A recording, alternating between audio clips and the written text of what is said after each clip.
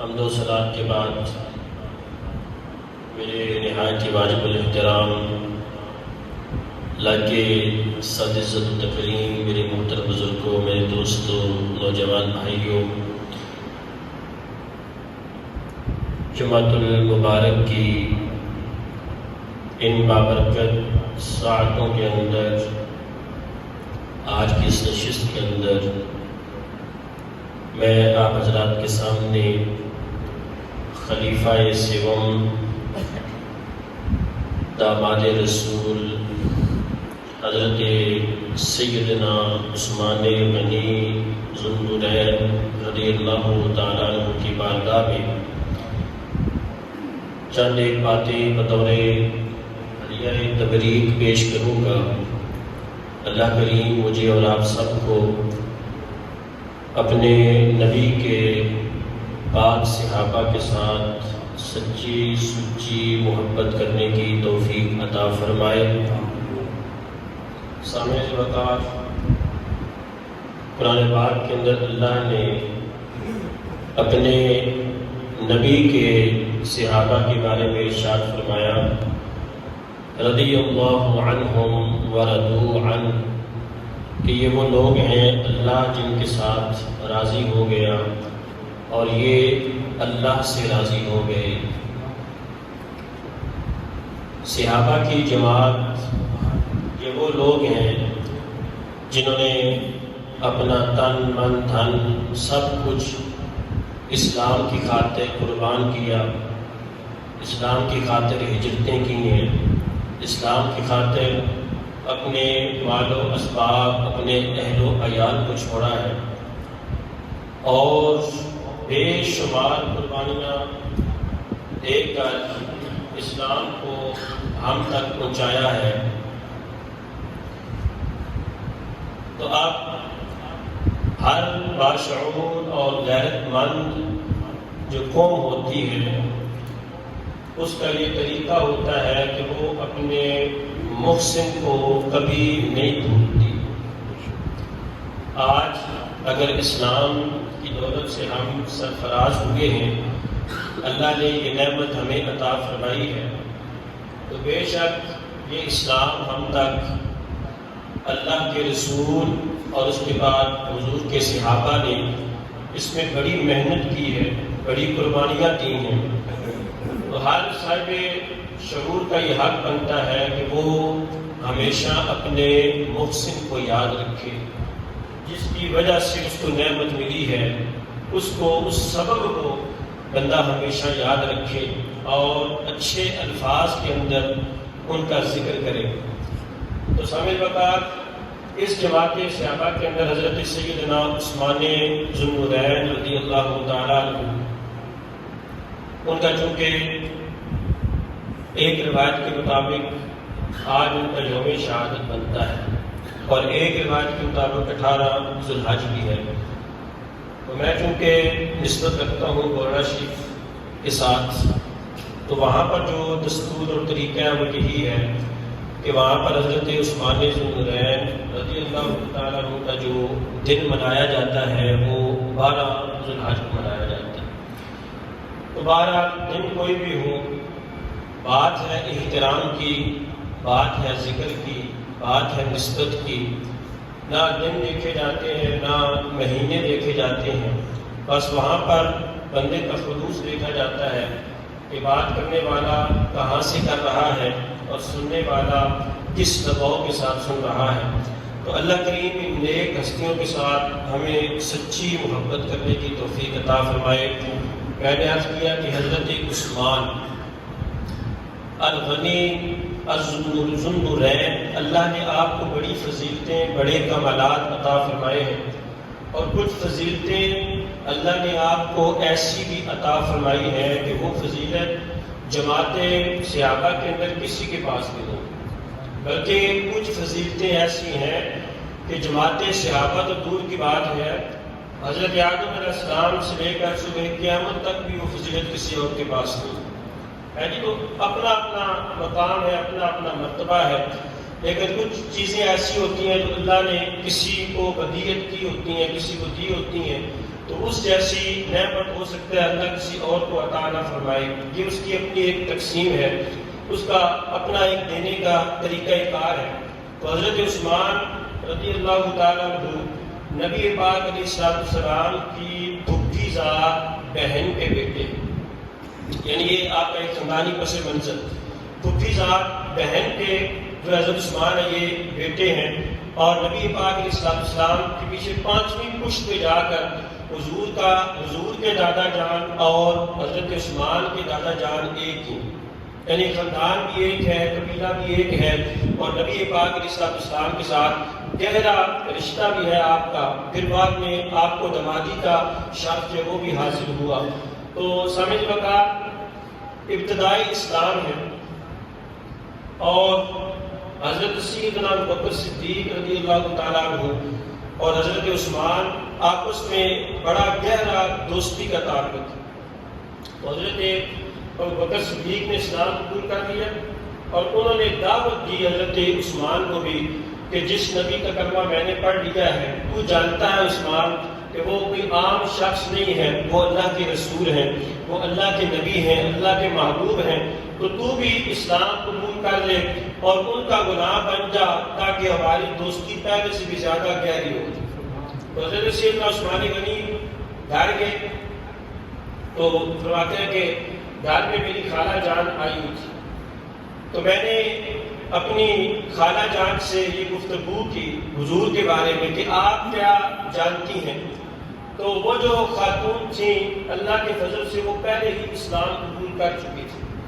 تو انہوں نے جب حضرت عثمان کو دیکھا تو کہا کہ بیٹا عثمان، وہ اللہ کے سچے رسول ہیں، وہ اللہ کا کلام لے کے آئے ہیں، وہ بھلائی کا راستہ دکھاتے ہیں، بتاتے ہیں اور برائی سے روکتے ہیں.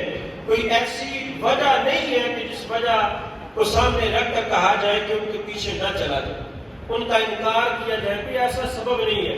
تو عثمان تو اسلام قبول کر لی. تو حضرت عثمان کہتے ہیں کہ خالہ جان کی یہ گفتگو سن کے میرے دل میں اسلام کی محبت پیدا ہو. اب جناب والا غور و فکر، وہ سارا دن اسی حال میں گزرا، ساری رات اسی حال میں کہ وہ بس غور کر رہے ہیں، اور غور بھی کیا ہے، بس سونے محمد کا ہی سوچ رہے ہیں. پھر غور تو ادھر ہی ہے نا کہ وہ سچے ہیں، وہ کلام لے کے آئے، بس ادھر غور و فکر اور کڑی ادھر ملی ہوئی ہے. اگلا دن جب آیا تو پھر جا کے حضرت ابوبکر صدیق کو ملے، تو آج بات کوئی نہیں کر رہے. آج عثمان چپ کر کے بیٹھ گئے ہیں، کوئی گفتگو نہیں ہے، کوئی بات نہیں ہے، کچھ غور کر رہے ہیں، کچھ سوچ رہے ہیں، کسی کش بکش میں ہیں. تو حضرت ابوبکر صدیق نے خود ہی اپنے کلام کا آغاز کرتے ہوئے ہم نے فرمایا، عثمان میرے دوست تجھے کیا ہوا ہے؟ آج میں تجھے کچھ غم زدہ سا دیکھ رہا ہوں. آج میں دیکھ رہا ہوں کہ تو بڑی دیر سے نا کسی بات میں غور و فکر کر رہا ہے، تو کچھ سوچ رہا ہے، تجھے کیا ہوا ہے؟ تو حضرت عثمان کہتے ہیں کہ ابو بکر جو بات تو نے کل کی تھی نا سونے محمد کے بارے میں وہی سوچ رہا ہوں، اور میرے دل میں اسلام کی بڑی محبت پیدا ہو چکی ہے. میں چاہتا ہوں ذرا تو مجھے اس سونے محمد کے پاس لے چل. اب حضرت عثمان کو ابو بکر نے لیا، اور حضرت بکر نے لے کر ان کو حضور کی بارگاہ میں پیش کر دیا. تو جا کے عرض کرتے ہیں، یا رسول اللہ، آقا جی یہ عثمان ہے اور آپ کی بارگاہ میں حاضر ہوئے ہیں، اب آپ ان کے سامنے اسلام پیش کریں، تبلیغ فرمائیں. تو لجپال آقا علیہ السلام نے کوئی بہت لمبی چوڑی تقریر نہیں، کوئی لمبا خطبہ نہیں، صرف 2 جملے حضور نے فرمائے. میرے آقا نے فرمایا، عثمان اللہ کریم نے مجھے تیری طرف بھی اور ساری مخلوق کی طرف رسول بنا کر بھیجا ہے. وہ وحدہ لا شریک ہے، اس کے سوا کوئی معبود نہیں. بس یہ 2 جملے میرے لجپال کریم آقا علیہ السلام نے ارشاد فرمائے.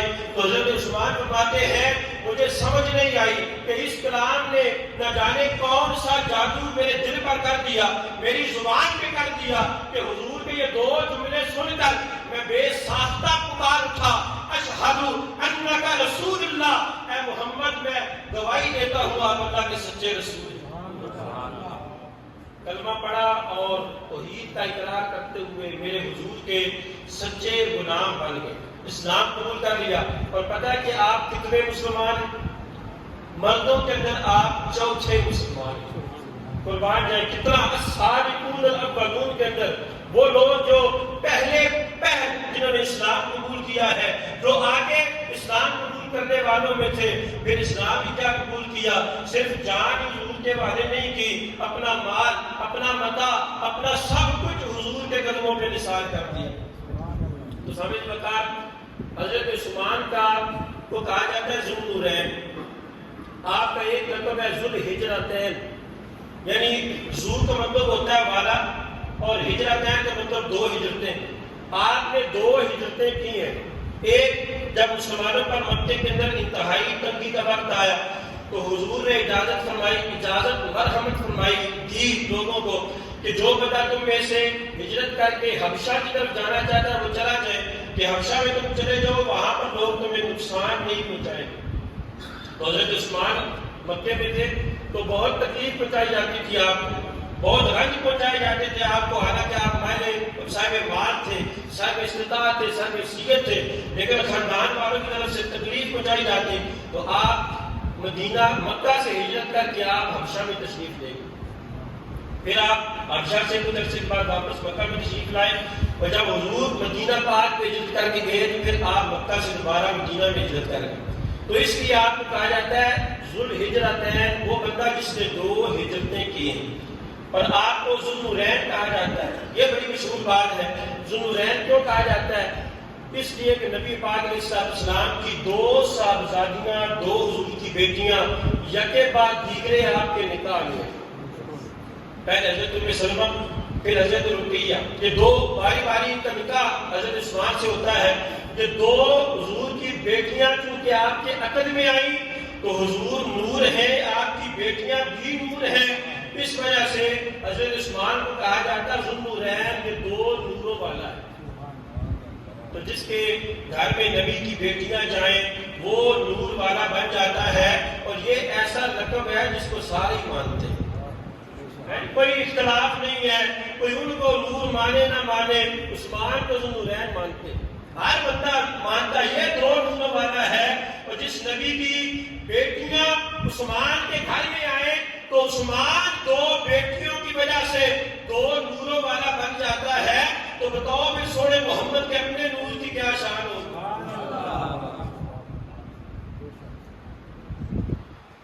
تو نبی پاک علیہ السلام نور والے، نور ہے میرے کریم آقا علیہ السلام، تو ان کی بیٹیوں کی وجہ سے، دو نوروں کی وجہ سے رب کائنات نے حضرت عثمان کو بھی دو نور والا بنا دیا۔ یہ آپ کی شان ہے، کیونکہ میرے کریم آقا علیہ السلام تو ہمارا حضرت حاضر بریلوی رحمۃ اللہ علیہ نے کیا خوب فرمایا تھا کہ تیری نسل پاک میں ہے بچہ بچہ نور کا، تیری نسل پاک میں ہے بچہ بچہ نور کا، کیونکہ تو ہے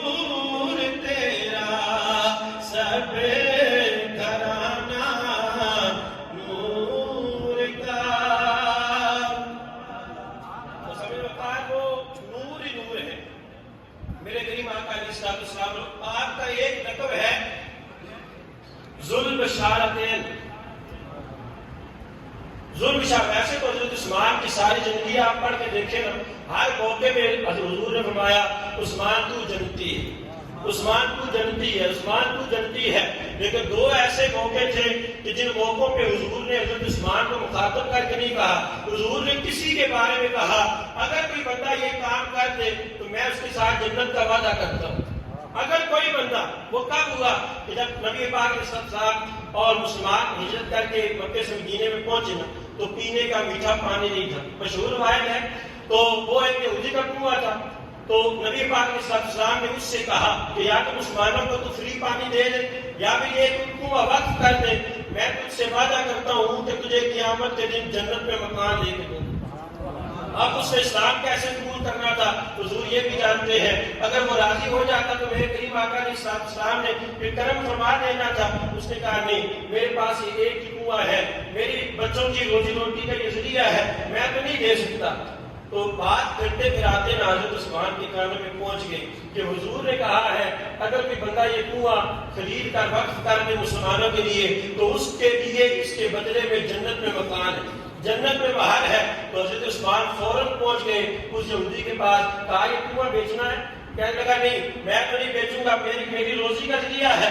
تو حضرت عثمان نے کہا پھر ایسا کر آدھا بیچ دے, پورا نہیں بیچنا تو آدھا بیچ دے, ایک دن یہ میرا ایک دن یہ تیرا.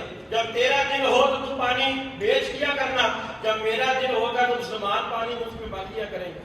تو کیا ہوتا ہے جب حضرت عثمان کا دن ہوتا ہے نا تو مسلمان خوب پانی بھر لیتے, اتنا بھر لیتے کہ دوسرے دن پانی کی ضرورت نہیں پڑتی, اتنا بھر لیتے. تو یہودی نے 2-4-5 دن دیکھا, اس نے کہا یہ تو معاملہ ٹھپ ہو گیا. اس نے کہا عثمان ایسا کر کہ جو باقی کنواں رہے گا یہ بھی خرید. تو حضرت عثمان نے کہا ٹھیک ہے, سودا طے پا گیا. اس دور میں 35,000 درہم 35,000 درہم کا وہ کنواں خرید کر حضرت عثمان نے آ کر حضور کی بارگاہ میں عرض کی یا رسول اللہ وہ آپ نے ایک اعلان کیا تھا آقا جی کہ جو بندہ یہ کنواں بیچ کر وقف کرے گا, خرید کر وقف کرے گا, اس کے لیے جنت میں بہار کی بشارت ہے. تو آقا جی کیا وہ بشارت اب بھی موجود ہے؟ حضور نے ہاں عثمان اب بھی موجود ہے. تو عرض کی یا رسول اللہ پھر یہ کنواں میں آپ کے غلاموں کے لیے وقف کرتا ہوں. وقف کر دیا کنواں. تو حضور عثمان کے لیے جنت کی بشارت ہے. اب لوگ مدینے میں جاتے ہیں اور وہ کنواں اب بھی موجود ہے. اس کی سنا اس کا پانی بڑا میٹھا ہے, سب کو پینا نصیب کرے. بڑا میٹھا پانی ہے, بڑا اچھا پانی ہے. تو قیامت تک جو مسلمان بھی اس کنویں سے پانی پیے گا نا اس بندے کی پیاس مٹ جائے گی. ادھر اس کی پیاس مٹتی ہے, ادھر میرے عثمان کے درجے بلند ہوتے ہیں. قیامت تک کے لیے جو بندہ اس کنویں سے پانی پیے گا جہاں پر اس کی پیاس مٹتی ہے وہاں پر حضرت عثمان کے درجوں میں اضافہ ہوتا ہے, مقامات میں اضافہ ہوتا ہے, کیونکہ یہ کنواں حضرت عثمان نے خرید کر وقف کیا ہے. پھر ایک موقع آیا, میرے کریم آقا علیہ السلام نے فرمایا کوئی بندہ ہے جو مدینہ یا مسجد کے ساتھ جگہ یہ خریدے اور خرید کر مسجد میں شامل کر دے کہ اب نمازی زیادہ ہو گئے یا جگہ تنگ ہے, کوئی بندہ یہ جگہ خرید کر مسجد میں دے دے اور اس کے بدلے میں مجھ سے جنت میں ایک پہاڑ لے لے.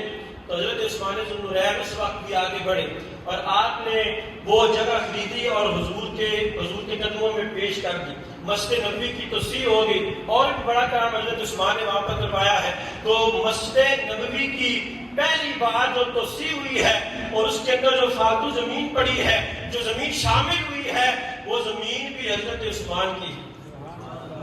تو اب جو بندہ اس مسجد میں نماز پڑھے, جس نے اس مسجد کی زمین وقف کی ہے نا, نمازی کو اپنا ثواب ملتا ہے, جس نے زمین دی ہے اس کو اپنا ثواب. ہر بندے کے سجدے کا الگ الگ ثواب اس بندے کو پہنچتا ہے جس نے یہ جگہ دے رکھی ہے. تو صاحبہ پھر بتاؤ نا, مسجد نبوی کے اندر جو بندہ ایک نماز پڑھتا ہے, میرے آقا فرماتے ہیں اس کو کتنا ثواب ہے جی؟ اس کو 50,000 نمازوں کا ثواب.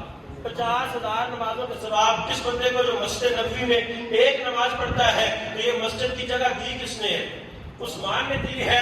تو جب بندہ نماز پڑھتا ہے نمازی کو اپنا ثواب ملتا ہے اور ادھر حضرت عثمان کے درجے الگ سے بلند ہوتے ہیں, اور قیامت تک یہ درجے اسی طرح بلند ہوتے رہیں گے کیونکہ یہ زمینیں وقف کر کے گئے ہیں حضرت سیدنا عثمان ذوالنورین. یہ آپ کو اس کے کہا جاتا ہے ذوالبشارتین, کہ یہ دو بڑی بشارتیں ہیں جن پر حضرت عثمان نے عمل کیا اور حضور نے جو خوشخبری سنائی تھی حضرت عثمان اس خوشخبری کے مستحق ہو. ویسے اور بہت سے موقع ہیں, محبت سے کہیں سبحان اللہ. سبحان اللہ. پاکوں کا ذکر ہے تو اس ذکر کو سن کر ویسے کیونکہ تو سبحان اللہ کہنا چاہیے. سبحان. پاکوں کا ذکر ہے نا تو سبحان اللہ کہیں گے, آپ کے درجے بھی بلند ہوتے رہیں گے. مفت میں کیا جاتا ہے, یہ جب پاکوں کا ذکر ہو رہا ہوتا ہے نا, اس ذکر کی محفل میں پاکوں کی محفل میں منہ سے سبحان اللہ کہنا یہ دور کی بات ہے نا, علامہ ابن حجر مکی رحمۃ اللہ فرماتے ہیں کہ بندہ صرف یہ ذکر سن کے مسکرا دے اللہ اسے بھی اجر عطا فرما دیتا ہے۔ تو پاکوں کا ذکر تو بڑی صفات ہے، آپ کے بڑے کمالات ہیں۔ میں بس آخری بات آپ کی خدمت میں عرض کرنے لگا ہوں، مشکوٰۃ شریف کی مشہور زمانہ حدیث ہے کہ نبی پاک علیہ السلام اپنے حجرے میں تشریف فرما ہے، حضرت بکر صدیق آتے ہیں، دروازے پہ دستک دیتے ہیں، حضور نے اندر بلا لیا، حضور لیٹے ہوئے ہیں اور اما عائشہ کہتے ہیں کہ سرکار کی پنڈلی مبارک سے کپڑا ہٹا ہوا ہے۔ یہ جو پنڈلی ہوتی ہے نا، یہ ننگی بھی ہو جائے تو کوئی حرج نہیں، کوئی حرج نہیں، یہ شرمگاہ کے اندر شامل نہیں ہے۔ گھٹنے سے جہاں پہ گھٹنا ختم ہوتے ہیں سے نیچے میں دوبارہ جو حصہ ہے اس کو ننگا کرنے میں کوئی حرج نہیں۔ تو نبی پاک علیہ السلام کی پنڈلی مبارک سے کپڑا تھوڑا ہٹا ہوا ہے۔ ابو بکر تشریف لائے تو حضور اسی حالت میں بیٹھے ہوئے ہیں، عمر تشریف لائے تو حضور اسی حالت میں بیٹھے ہوئے ہیں۔ تیسری مرتبہ دستک ہوتے ہیں، پوچھا گیا وہ کون ہے تو فرمایا کہ عثمان ہے۔ تو کہا جی کہ عثمان ہے، تو نبی پاک علیہ السلام فوراً اپنا کپڑا سیدھا کیا، پنڈلی کو ڈھانپا، حضور اٹھ کے بیٹھ گئے، پہلے ٹیپ لگائی تھی، اب اٹھ کے بیٹھ کے کپڑے درست کر لیے۔ اب حضرت عثمان آئے، انہوں نے جو بات کرنی تھی کہا کہ وہ چلے گئے۔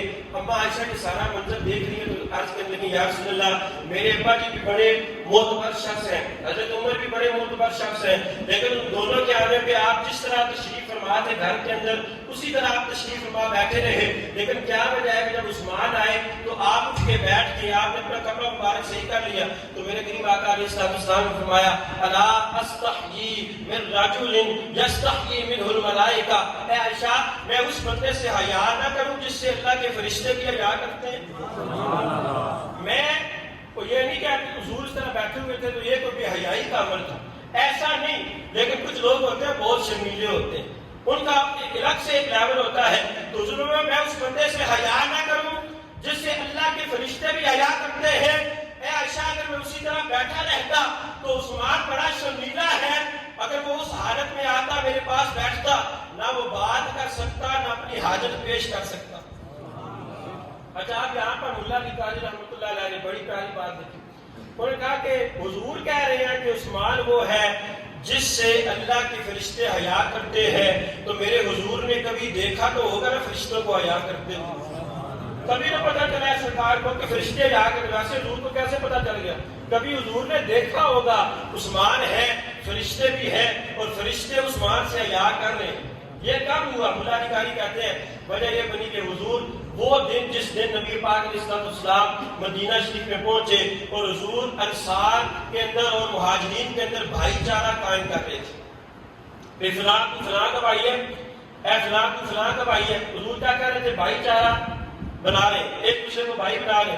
تو اس مجلس کے اندر جہاں پہ صحابہ تشریف فرما تھے نا، اللہ کے فرشتے بھی تشریف فرما تھے، یعنی حضور جہاں پہ ہو وہاں پر فرشتے بھی تشریف فرما ہے۔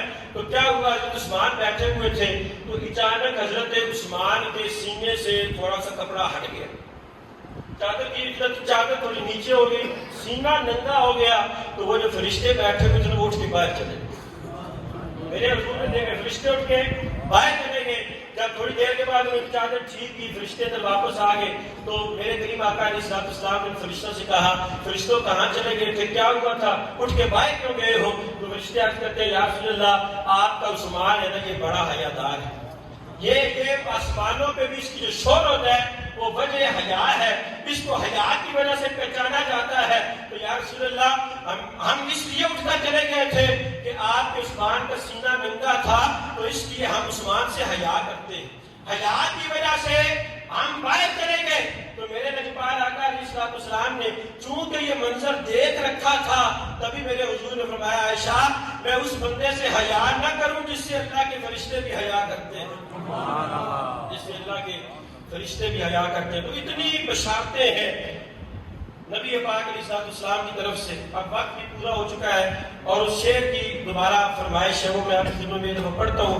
کوشش کریں میرے ساتھ میرے شامل ہو جائیں کہ تیری نسل پاک میں ہے بچہ بچہ نور کا، تیری نسل پاک میں ہے بچہ بچہ